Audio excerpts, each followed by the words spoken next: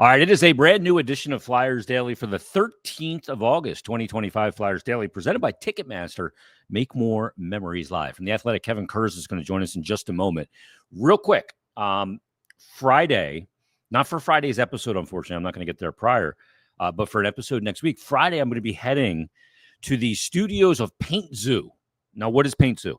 That is where Franny Drummond does all his work. Franny Drummond is the guy who paints probably about 96% of the Flyers goaltenders' masks. We're going to go to the studio. We're going to sit down with Franny, talk about that process, look at some masks, and get some insight on how, he comes up with the designs along with the Flyers goaltender. I know Dan Vladar's working with them. So has Sam Erison on their mask designs. It's going to be a fun episode that we'll tape on Friday for next week. Bill Meltzer will join us Monday.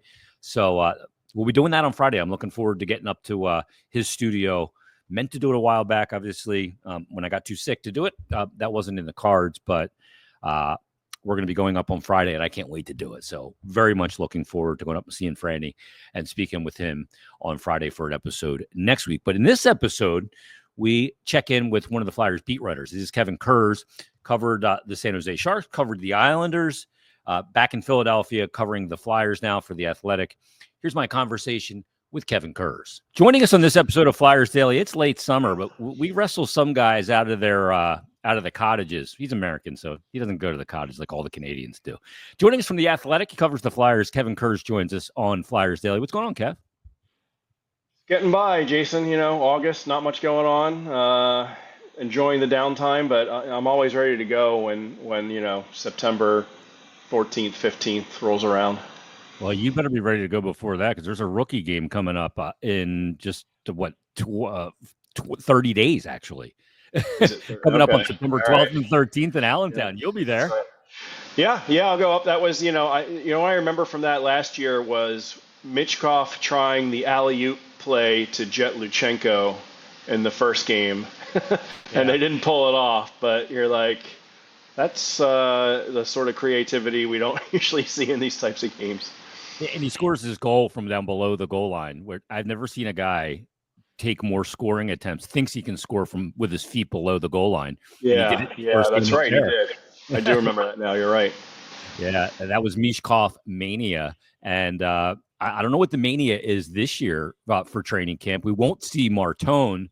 He ends up selecting Michigan State. Were you surprised by the decision? Is it the right decision? What's your thoughts on him heading to Michigan State this season? Yeah. It seemed like, from my understanding, that the Flyers were completely hands off and letting him handle it himself with his agent and his family, of course, right? And they were there to answer questions and maybe provide some guidance, maybe explain the pros and the cons from their perspective to him and to his camp.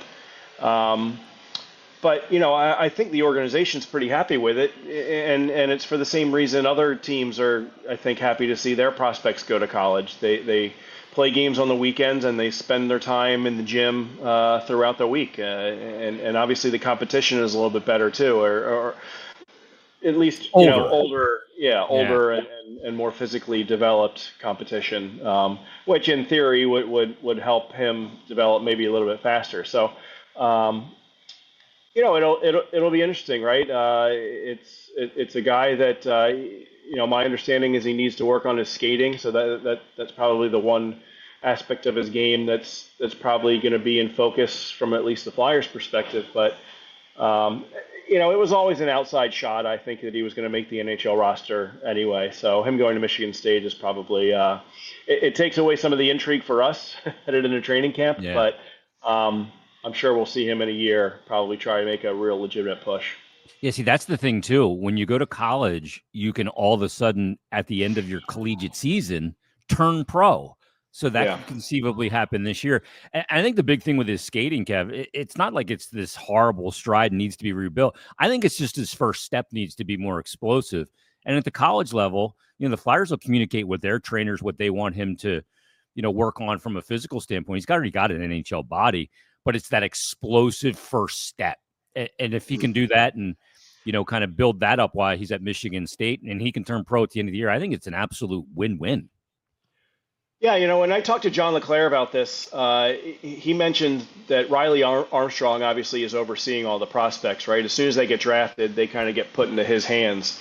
And Riley, I don't know if you know this, Jason. He grew up a figure skater. Yep. His mother was a figure skating coach. So when John mentioned that to me, that Riley's really going to be a guy that can get his skating can improve his skating, and he pointed to other guys like the Tyson Foersters of the world.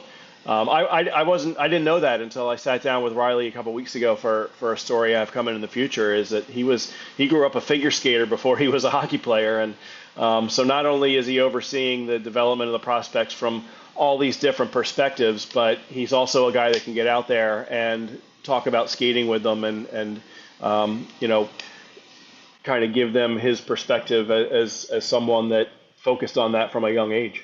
You talk about advanced edge work. That's figure skating. I coached a team that my son was on, and our best skater on the team grew up as a figure skater at He was in Bantam and Midget at that time.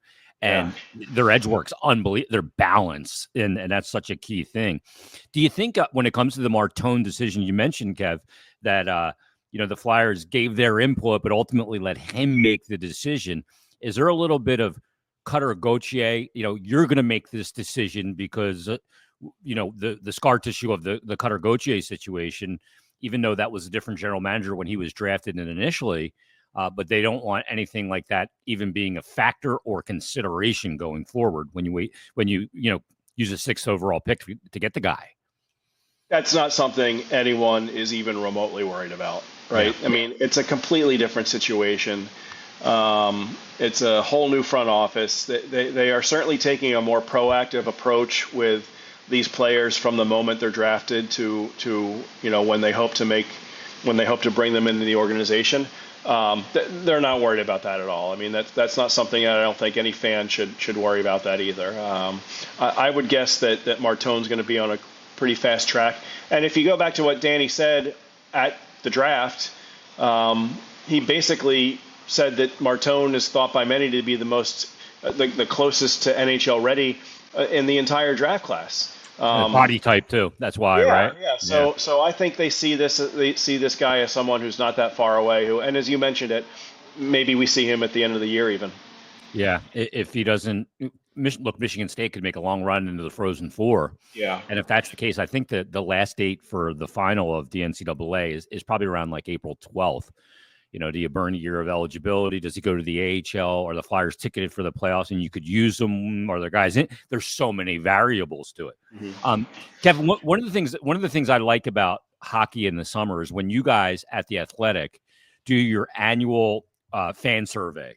And I got to tell you, like your fan survey, it is not a chump change, sample size. You guys do 2,000 Flyer fans. That's a big sample. Yeah. And I was really taken back by, I don't think the results were this positive the year prior, but the kind of, approval rating of Danny Briere and how confident Flyer fans are in him moving forward. When you look at it and you combine it, like 87, 70, 80% feel that he's the guy moving forward and approve a B or A rating when it comes to Flyer fans. Were you surprised by that result, considering they're a team that finished 4th worst in the NHL last year? Yeah, a little bit. And I think, I actually had lunch with someone in the organization the other day and they told me the same thing. They were kind of pleasantly surprised, I think, by the reaction there.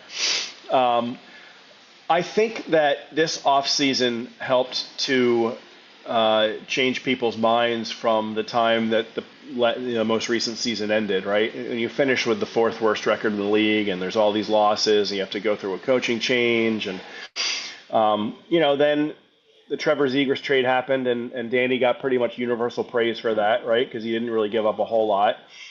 I think that's viewed around the league as a chance worth taking with a player that still has a chance to become a superstar. He's got high-end talent. We'll see if it happens. I don't think anyone's going to, expect that, but certainly the possibility is there. You look at the draft, what he was able to do there. It seems like the fans were on board with the Martone selection. You trade up and you get another guy in Jack Nesbitt. I mean, all these draft experts that are paid to grade these sorts of things, gave the Flyers high marks for the draft. But I also think more than anything is, especially the fans that fill out these sorts of surveys. I mean, that the subscribers of the Athletic are if I think they're more dialed into the team, right? And there were points where a comment section was a complete train wreck over the second half of the year. Fans not happy whatsoever. But I think the more that you listen to Danny and the more you realize that he's doing everything that he said he was going to do. You know, they've been very transparent with this plan really from day one, from my perspective. Now, you know, I covered general managers like Doug Wilson and Lou Lamoriello, where that's the complete opposite. So I think, you know, if you're a fan and you're really locked into this rebuild and you're interested to see how they progress, what moves have to be made in order to make this team successful again, just listen to the general manager. Listen to Keith Jones. I mean, Torts was very transparent, right?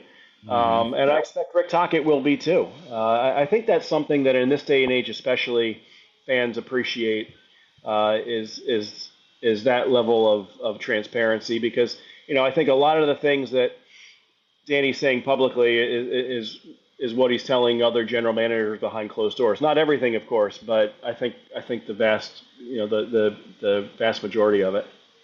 I think that you're dead on.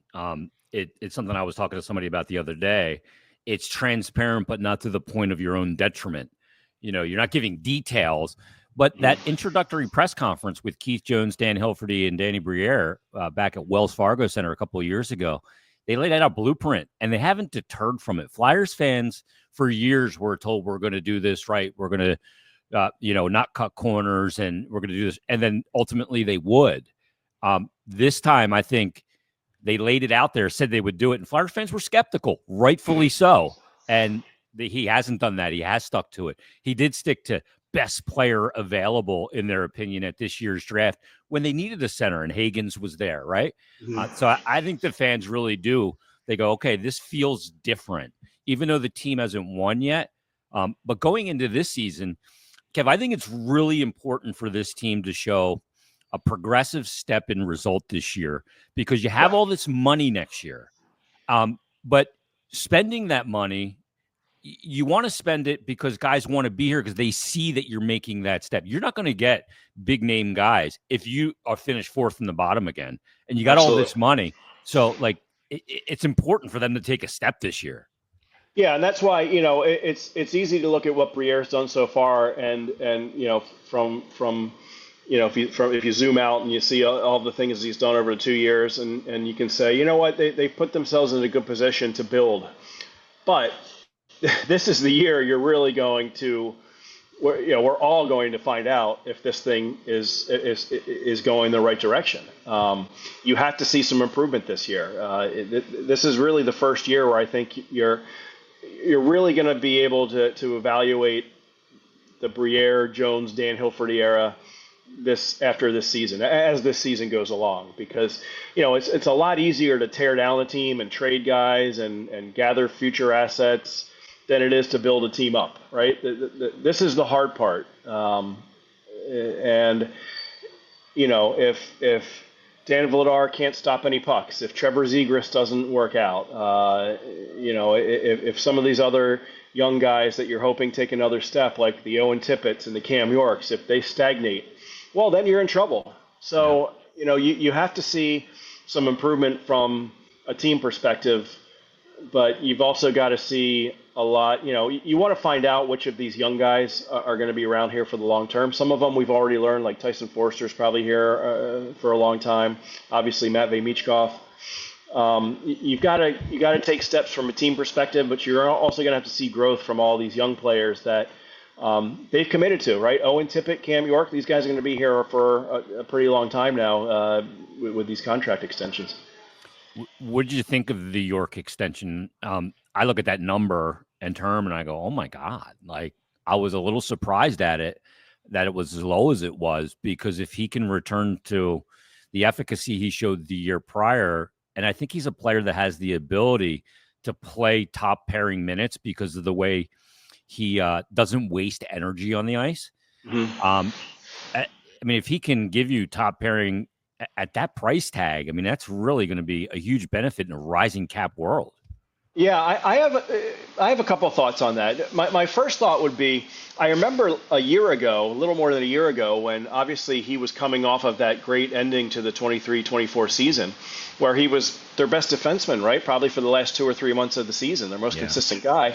And there were calls I remember seeing on social media and other places, lock him up, give him 8 years, $8 million, right? Make sure this guy's around for the long term. And not to pat myself on the back, but I said at the time, Danny is very patient. He's going to be very patient with these guys. There's no need to rush into a long-term extension for him or Tyson Foerster just yet. Let them come into camp and entering the next season, still thinking they have something to prove, right? And also giving the front office a chance to see whether they truly are deserving of those types of deals. And we learned that Cam York wasn't yet deserving of an 8-year, $8 million contract or whatever the number was going to be a year ago. He did struggle a little bit, and maybe that was injury related, maybe that was John Tortorella related. We don't know, but I think it's a fair deal for both sides, right? The Flyers bought 2 years of unrestricted free agency from York. $5 million is obviously a healthy raise on what he was making previously. There's no trade protection either. So if it doesn't work out, you've got some flexibility there. So I think it's a fair deal for everyone. And I do truly think Cam York wants to be here. Every time I've spoken to him, whether the microphone or, whether the recorder's on or off, every time I talk to him, he wants to be a Flyer. And I'm sure he especially wants to be a Flyer now with his buddies, Drysdale and Zegras here. Yeah, the culture has really grabbed hold here. Guys are really upset if they get dealt, and guys are upset when their friends get dealt, as we saw with Farabee and Frost. Yep. You're in that locker room day in, day out.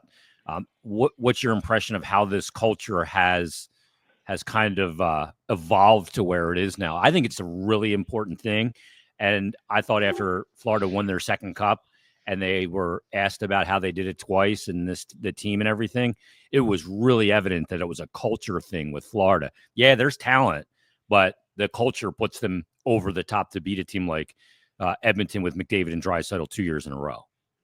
Yeah, I would say there was a little concern after they traded Scott Laughton, and we saw them basically go in the tank after that. Now, again, that also, we found out that maybe John Tortorella wasn't handling things in the best way after the deadline as the losses started to mount. I think everyone was just kind of tired of each other at that point. I also think a lot of the guys were just discouraged at seeing their good friends get traded, right? You saw even Travis Konechny and Travis Sanheim. They wore down. They went through some pretty big slumps in the second half of the year.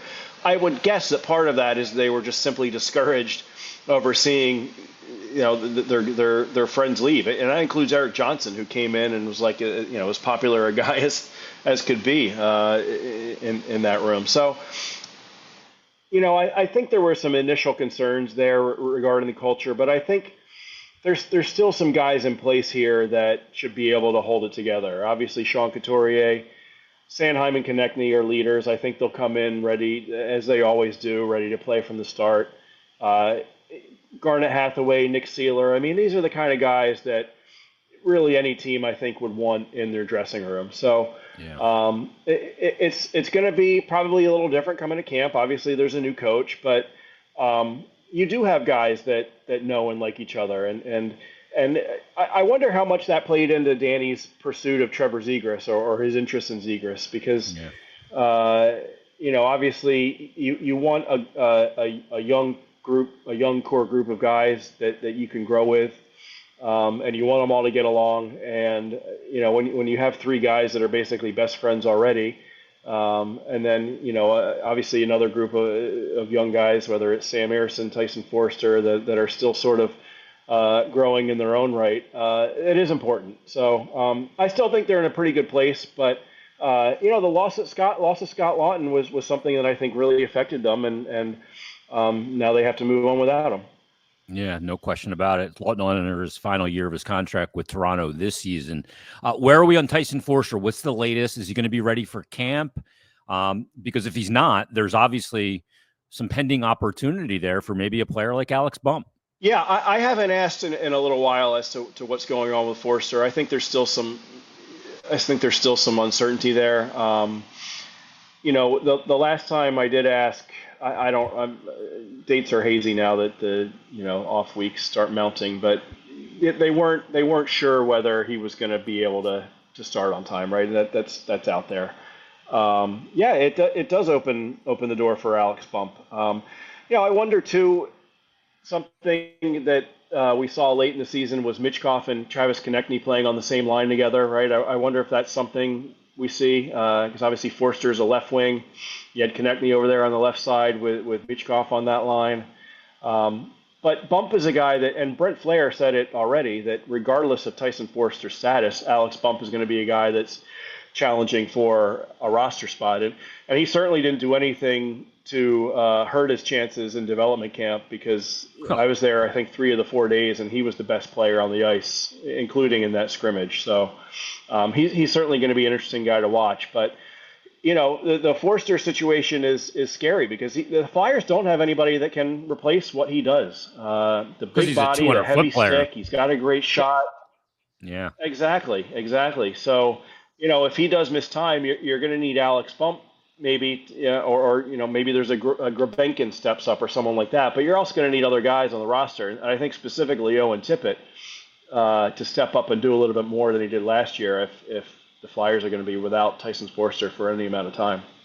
When I talked to Tyson in his exit day interview, I asked him what that welcome to the NHL moment was like, and he said it was in practice against Sean Couturier in a board battle. He's like, the dude was so heavy on his stick, because I asked him, about board battles and being heavy on your stick, because he's now known for that as well. And he said when in his first camp playing against Couturier, he was like, whoa, this is different. Like, Couturier doesn't look like this hulking guy, but he's a very strong board player. So we'll see where it goes for Bump. Yeah, he looked like he just had graduated past development camp status. And I know Rick Tocchet was on Nasty Knuckles with Derek and Riley and really spoke highly of Alex Bump as well. Ultimately, this season, a lot of it's going to come down to goaltending, but part of goaltending, Kev, also obviously is the environment. They bring in Rick Tocchet, who plays that boxing 1D system, really limits the amount of east-west plays, which are great for a goaltender to not have to travel as far. But the biggest really offseason addition is Tocchet when it comes to the team. He's the biggest name on the marquee. What do you think the impact? We always see coaches in year one, it's the biggest impact year for them. What do you think the impact is of Tocchet this year? Yeah, I mean, you look at his first year in Vancouver, it was a pretty remarkable defensive turnaround in his first season there, right? Yep. So obviously I think that's sort of what he's known for. What was it, Wayne Gretzky too on the TNT panel? His reference to the Rick Tocchet defense when he was, I think was he talking about the Panthers, one of those teams? Yep. So maybe we got to call Gretzky. Maybe he'd be a good guy to get some insight on just what that means. But obviously, Thatcher Demko was outstanding with Rick Tocchet as the head coach, right? Obviously things went sideways on the Canucks a little bit this year, but I think that was a lot of extenuating circumstances there. Power play, he should certainly have an effect. I know he doesn't have Sidney Crosby and Evgeny Malkin to work with on the power play, but that was, I think, the biggest failing of the John Tortorella era was, and it's probably easy to say considering where they finished in the league standings, with the power play. And if you go back to last year, the start of last year, the organization spoke about how they were going to have all these different players, former players, give their insights, whether it's Leclerc, Patrick Sharp, Danny Briere, Danny Heatley.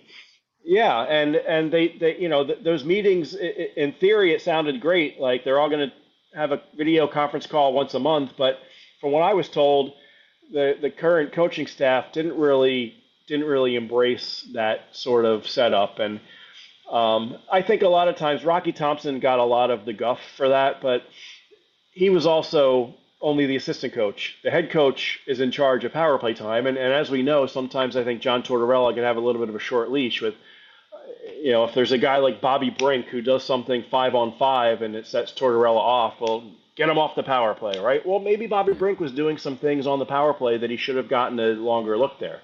So I think that we heard Danny Briere say how much he wants a teacher in his new head coach.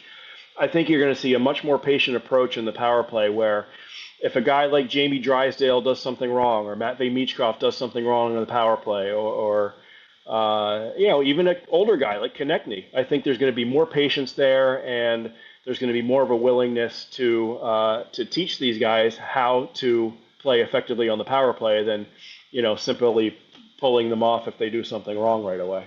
Yeah, a power play's got to develop that chemistry, and it takes time. You can't be impatient. And you can't be switching up the power play quarterback every 2 weeks like they did here. I mean, that was just baffling that every defenseman would get a shot as the power play quarterback, except Cam York for whatever reason. Who seemed to make sense in that role. Yeah, and maybe that speaks to their, his and Tortorella's relationship not being that strong, which we all know at this point was the case. Yeah, that's a very logical, had to be an issue. Cam played quarterback to power play at all levels prior. Last thing for you, Kev, I just wrote this article for Crossing Broad and I've been talking about this. The Eagles are starting Howie Roseman, and Howie Roseman 1.0 wasn't that great as a GM. 2.0, he's come in, he's gone to 3 Super Bowls, won 2 of them. He hasn't been perfect. He's made mistakes like, moving up for Carson Wentz, giving him that huge deal, then the biggest dead money cap hit in the NFL. But when there's a big name out there, I think he just thinks big and doesn't double down on mistakes. I think that's a big part of his success. To me, he's the best general manager in Philadelphia sports in the last 40 or 50 years as a result of that. And how does Briere get to that? Well, next offseason, you have this, ultimately, you got to have the success like the Eagles have had year in and year out. But ultimately, you look at it, you got to take big swings. Next year, you have McDavid, Eichel, Kaprizov that will maybe be free agents and hit the market. You have Hudson in Montreal, and you have Quinn Hughes that are going to be RFAs. I've talked about all roads lead to Kaprizov because of the Russian connection, but lately I'm kind of thirsting on Quinn Hughes as an RFA. Lose 4 first-round picks. You're not kind of thinking those first-round picks are going to be high because you're moving up. He's got to do something really big, though, to really put this team on the map, and that's going to have to come either free agency, trade, or RFA. Yeah, and you already mentioned it, right? It's to become a desirable destination for a player, whether it's a free agent or someone with a no trade clause. You've got to put their organization in on firm footing in so many different ways, right? And that's what they're trying to do right now. They're trying to restock the system, right? You're trying to reset the culture, which they've done. You're obviously trying to become a better team and take steps forward instead of perpetually just spinning your wheels like, a Buffalo Sabres team or Detroit Red Wings team. And you want to be known as a stable front office, right? A stable front office is something that's appealing to players because then, if you get traded there, that whatever the general manager is telling you is coming from someone that's going to be here for a long time, right? And things aren't going to change. So that's a process that's I think something that they're still working at here from Dan Hilferty on down. I think they've made positive strides in a lot of different ways. So that's helpful. But yeah, next offseason, as everybody knows, as they've been transparent, like I said, next offseason is going to be the key, right? And Danny said something really interesting. It was in his pre-draft availability when I asked him about potentially trading some of all of these picks they had going into this year's draft for a player that could help right now. And he said what he's found out from talking to general managers is that the players that you draft and develop, those names become much more valuable in trade talks than simply a draft pick, a number, right? 58th overall pick doesn't mean anything. Well, if that 58th overall pick is a guy that has taken strides and looks to be a future NHL player, well, that's someone that would have a lot more value around the league. So I think a lot of these players that the Flyers have already drafted, you're gonna see them potentially dangled for more established talent, right? If Quinn Hughes, he might be an RFA, but let's say, Jim Rutherford already said he wants to play with his brothers in New Jersey, right? Well, maybe he wants to play for Rick Tocchet again, right down the road. And if the Canucks have a bad year and they know that they're going to lose Quinn Hughes in the summer of 2027, well, maybe trade. that's when a trade happens, and that's when Briere would have a good amount of assets, whether it's players on the NHL roster, future draft picks, or like I said, maybe some of these prospects that they took in this most recent draft that are improving and taking steps and could potentially become NHL players. So they should be in a position not just to spend money on free agents, but if there are players like Quinn Hughes or anyone else, and there's always a few names that we don't know about that kind of come out of nowhere and become trade targets, the Flyers should be able to be in those discussions moving forward. Yeah, they have a lot of NHL capital equity that they could do. You could tap, hey, we have our picks. Hey, we have young players that are now, to your point, are a bit of a known commodity as opposed to just a potential player at 58th overall. You have money, you have all of these things, and Briere's really done a job in cleaning it up, no question about it. Well, Kev, rest up. You got a few weeks until rookie camp. We'll be in at the PPL Center in Allentown coming up in just over 4 weeks, the 12th and 13th of September, for those rookie games against the Rangers. And it'll be hockey time again. I know you're chomping at the bit already. You're going to enjoy this summer. Well, I am, but I've as of Monday, I'm off for 3 weeks, so I'm disappearing, and then I'll be back for for that week. I'll come back right when things are ready to ramp up again, which is always a fun time of year. Did you rent the Pierre LeBrun cottage for those 3 weeks? Is that what part of the deal with Athletic? No, I always give Pierre crap for not. He invited me one year, but it was still I was living in California. I haven't gotten an invite since then, so I'll. It must be because he's a Cowboys fan and he's sick of all these Philadelphians winning Super Bowls. These Canadians can't get to their cottage quick enough. They went, season needs to be over by May 30. They got to get to the cottage, or they feel like they're going to turn into a pumpkin. Yeah. I love it. Great. Kev, thanks for doing this. Check out Kev's work at The Athletic. What's the Twitter handle? I can't ever remember them. Kurs NHL.